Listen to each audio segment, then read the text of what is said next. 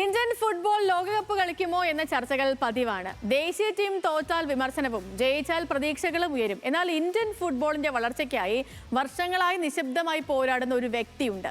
Cinema super താരമായിട്ടും ഫുട്ബോളിനോടുള്ള പ്രണയം ഒരിക്കലും കൈവിടാത്ത John Abraham.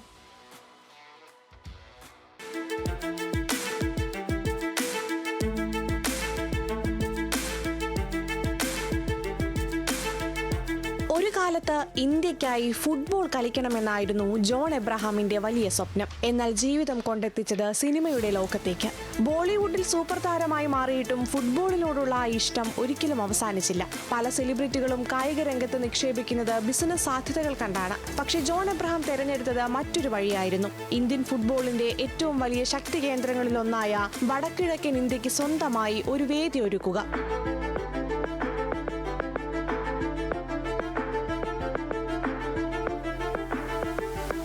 2014 Indian super league ആരംഭിച്ചപ്പോൾ നോർത്ത് ഈസ്റ്റ് യുണൈറ്റഡ് FC-യുടെ സഹ ഉടമയായി ജോൺ എത്തി. അസം മുതൽ മിസോറാം വരെയും മണിപ്പൂർ മുതൽ നാഗാലാൻഡ് വരെയും 8 സംസ്ഥാനങ്ങളുടെ ഫുട്ബോൾ വികാരങ്ങളെ ഒരുമിച്ച് ചേർക്കുക എന്നതായിരുന്നു ലക്ഷ്യം. പക്ഷേ ആ യാത്ര അത്ര എളുപ്പമായിരുന്നില്ല.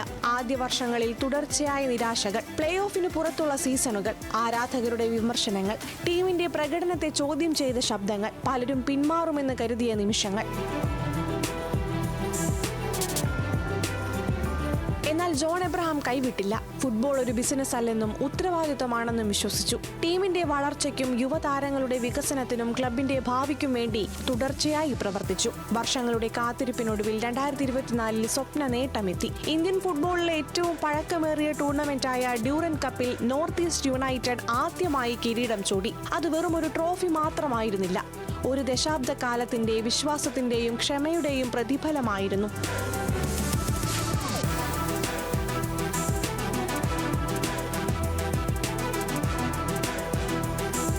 ഒരു വർഷം കഴിഞ്ഞ 2025 ക്ലബ്ബ് വീണ്ടും ഡ്യൂറൻ കപ്പ് ഉയർത്തി. 3 പതിറ്റാണ്ടിലേറെയായി ആരും നേടാത്ത കിരീട പ്രതിരോധം സാധ്യമാക്കി. ഇന്ത്യൻ ഫുട്ബോളിൽ നോർത്ത് ഈസ്റ്റ് യുണൈറ്റഡിന്റെ പേര് കൂടുതൽ ശക്തമായി പതിഞ്ഞു. പക്ഷേ ജോൺ എബ്രഹാമിന്റെ ഏറ്റവും വലിയ നേട്ടം ട്രോഫികളല്ല, വടക്കിഴക്കൻ ഇന്ത്യയിലെ ആയിരക്കണക്കിന് കുട്ടികൾക്ക് വലിയ സ്വപ്നങ്ങൾ കാണാൻ നൽകിയ ധൈര്യമാണ്.